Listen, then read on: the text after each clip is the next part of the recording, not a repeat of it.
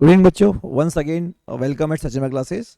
आज आप लोगों का सीएमए इंटर का सेकंड ग्रुप का एफएम का पेपर था और आई होप आप लोगों का पेपर काफ़ी अच्छा होगा, क्योंकि जब मेरा बच्चों से फीडबैक आया है कि सर पेपर, कई बच्चे बोल रहे हैं बहुत इजी था और कई बच्चे बोल रहे हैं एवरेज था, लेकिन ओवरऑल पेपर इजी था। तो एक बार सर आप आज के पेपर में, क्योंकि आप एफएम पढ़ाते हैं, तो सी आदिश सर हैं जो एफएम पढ़ाते हैं, तो सर आज आप बताएंगे कि आज के आपके हिसाब से पेपर कैसा था और स्टूडेंट को कैसा लगा होगा paper. Good evening sir. Sir आज का पेपर एवरेज पेपर है। मतलब एमसीक्यूज़ में हम अगर बात करें तो दो एमसीक्यूज़ को छोड़कर बाकी सारे एमसीक्यूज़ चैप्टर की बेसिक नॉलेज पर हैं। और अगर हम सब्जेक्टिव पार्ट की बात करेंगे तो सब्जेक्टिव पार्ट में भी हमारे पास एक क्वेश्चन है 7 मार्क्स का, जिसमें थोड़ी सी उन्होंने एक्सपर्ट नॉलेज मांगी थी। अदरवाइज बाकी के जितने भी प्रैक्टिकल क्वेश्चंस थे सब इन्होंने बेसिक नॉलेज को ही चेक किया है इस बार, यानी कॉन्सेप्ट को कि बेसिक कॉन्सेप्ट आपके कैसे हैं उस चैप्टर के। बच्चों का ज़्यादा समय ना लेते हुए, क्योंकि कल उनके अगेन पेपर है और इनके 6 पेपर तो हो चुके हैं, तो आज एक बार बताइए कि इनके एमसीक्यू आंसर्स क्या क्या होंगे। हाँ,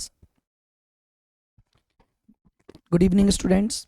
तो देखिएगा, स्टार्ट करते हैं हम अपने एमसीक्यू पार्ट से कि किस तरह के क्वेश्चन हमारे पास आए।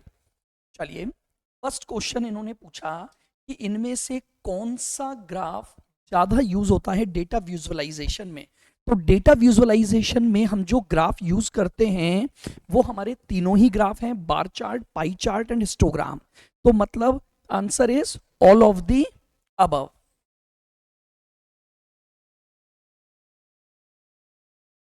नाउ सेकंड क्वेश्चन, पहले का आंसर हमारा डी हो गया। सेकंड क्वेश्चन इसने देखिए एक बिल्कुल सिंपल क्वेश्चन लीवरेज पर है। ऑपरेटिंग लीवरेज आपको दे रखा है, ऑपरेटिंग लीवरेज यानी ओएल हमें दिया हुआ है 1.22। ठीक है, ओएल का हमारा फॉर्मूला होता है सी अपॉन ईबीआईटी। ठीक है, तो लीजिए सी कैसे निकलता है, C is equal to S minus variable cost. तो 75 लाख की सेल्स है, वेरिएबल कॉस्ट दे रखी है 42, तो कंट्रीब्यूशन आ गया हमारा 33। नाउ अब इसको सॉल्व कर दें, 1.22 is equal to 33 divided by EBIT. तो then 1.22 EBIT is equal to 33। तो आपका ईबीआईटी का आंसर आ जाएगा 33 डिवाइडेड बाय 1.22। तो 33 डिवाइड बाय 1.22, तो इसको सॉल्व कर देते हैं। तो हमारे पास आया 33 डिवाइडेड बाय 1.2, तो द आंसर इज 27.04। तो बी ऑप्शन हमारा आंसर हो जाएगा, दैट इज 27। आगे बढ़ते हैं, question number third. Operating leverage arise because of, operating leverage किस वजह से आता है, fix cost, fixed operating cost. ठीक है, तो हमारे पास है answer option A, fixed cost of production. Supplier and creditor of a firm are primary interested in liquidity position. उन्हें कंपनी की जो शॉर्ट टर्म लिक्विडिटी पोजीशन है उनसे मतलब होता है। तो फोर्थ का आंसर हमारा क्या हो गया, लिक्विडिटी पोजीशन यानी बी। फिफ्थ देखिएगा, which of the following does not help to increase the current ratio. इनमें से कौन सा करंट रेशो को इंक्रीज करने में हेल्प नहीं करता है। तो the right answer is D, avail the bank overdraft to buy the machine. Avail the bank overdraft to buy the machine. तो फिफ्थ क्वेश्चन का हमारा आंसर है डी।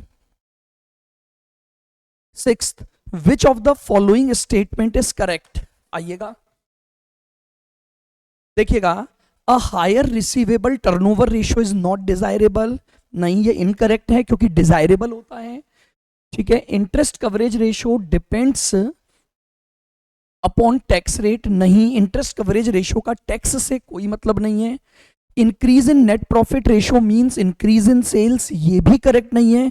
तो the correct answer is D, lower debt equity ratio means lower financial risk. हमारी जो financial risk है वो क्या आएगी, लोअर हो जाएगी। तो क्वेश्चन नंबर 6 का आंसर डी है। 7th, एनओआई अप्रोच से आपसे क्या पूछा है, फर्म की वैल्यू पूछी गई है, देन आपको फर्म का वैल्यूशन करना है। तो ईबीआईटी दे रखी है 50,000 और ओवरऑल केओ दे रखी है 20। तो हमारा आंसर हो जाएगा 50,000 divided by 20%, that is 50,000 divided by 20%। तो वैल्यू निकाल लीजिए कितनी आ गई,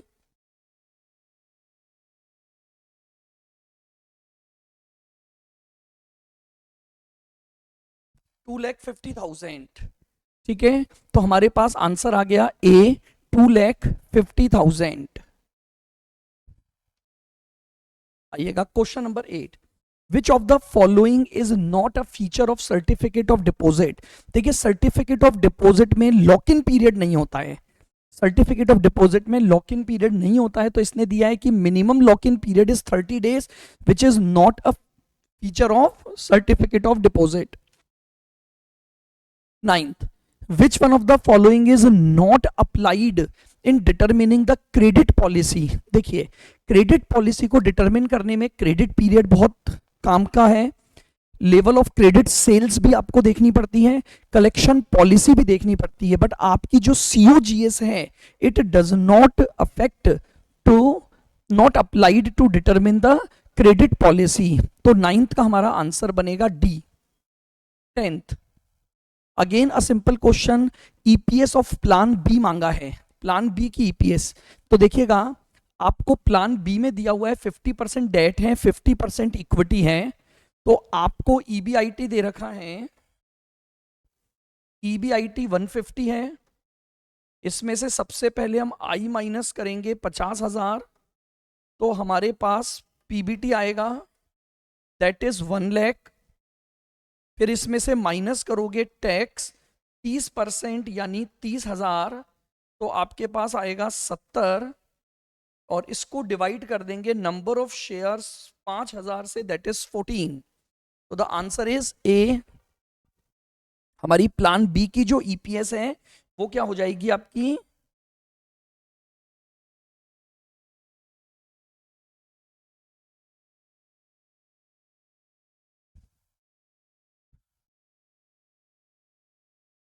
चलिए नेक्स्ट है 11th, बीटा वैल्यू मांगी है हमारे पास। तो आइए, हमें के ई दे रखी है 15 is equal to R F plus beta then R M minus R F. तो यानी 15 is equal to 6 plus beta 11 minus 6। तो ये 6 इधर आके 9 is equal to 5 beta, beta is equal to 9/5। तो बीटा इज इक्वल टू 9/5। तो आपका beta का आंसर कितना आ गया, दैट इज 1.8। तो 11th क्वेश्चन का हमारा जो आंसर है दैट इज 1.8।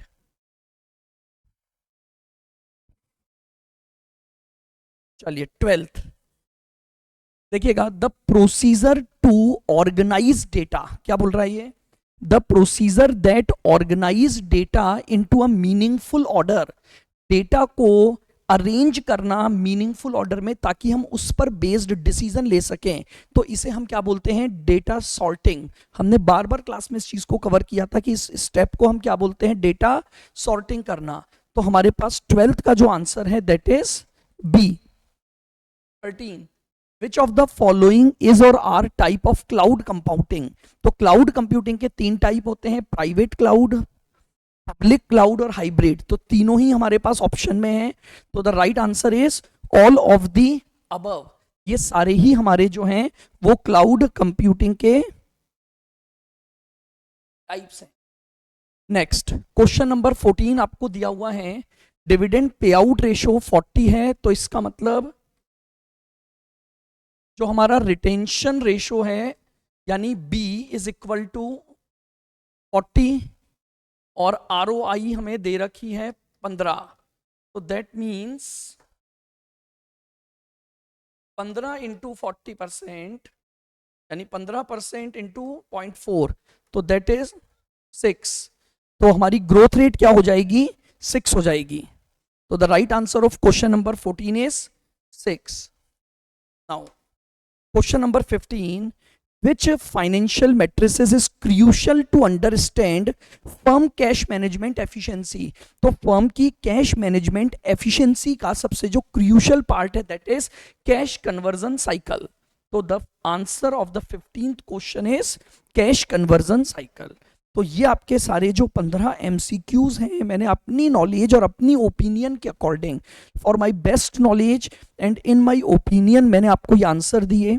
बट देखिए, अगर फिर भी कोई मिस्टेक रह जाती है तो देन हमारे पास जो इंस्टीट्यूट का सजेस्टेड है वही हमारा क्या माना जाएगा? एक फाइनल आंसर माना जाता है।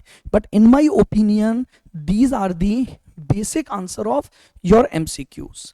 आइएगा अब हम बी पार्ट पर चलते हैं।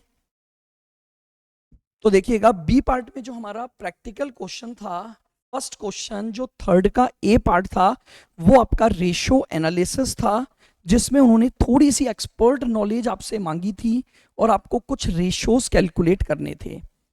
बी पार्ट आपका कंपनी का एक जेड स्कोर मॉडल, जो अल्टमान जेड स्कोर मॉडल है, आपकी कंपनी की सिकनेस को फाइंड आउट करने के लिए, तो उसका क्वेश्चन था already covered in classes.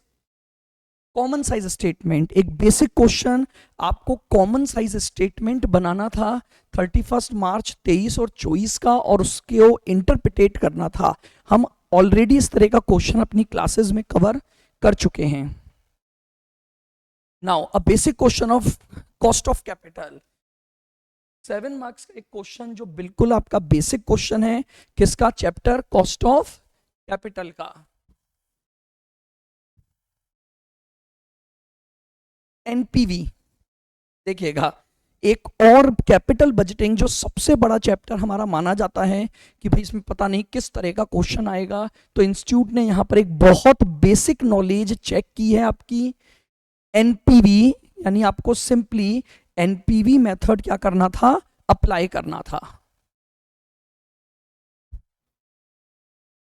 B part again capital budgeting, one more basic question of capital budgeting, calculation of IRR। हमें केवल क्या निकालनी थी? IRR, जिसमें उन्होंने आपको तीनों रेट आपको दी हुई हैं।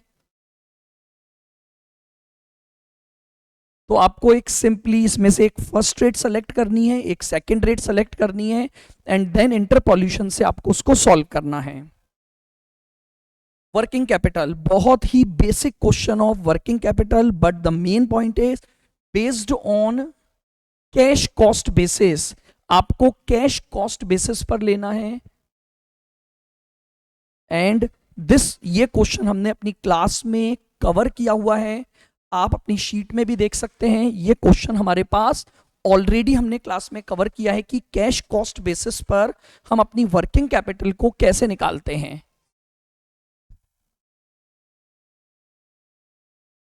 Now inventory management, basic question of EOQ निकालना है, ROL निकालना है, और मैक्सिमम और मिनिमम लेवल आपको निकालना है। तो जो 7 मार्क्स का ये क्वेश्चन है आपका, that is related to inventory management. Now dividend policy, MM approach, आपको ये बताना था कि मार्केट प्राइस पर शेयर क्या होगी अगर डिविडेंड डिक्लेयर करते हैं और डिविडेंड डिक्लेयर नहीं करते हैं, एंड देन आपको कितने नंबर ऑफ शेयर्स इशू करने हैं इन दोनों में।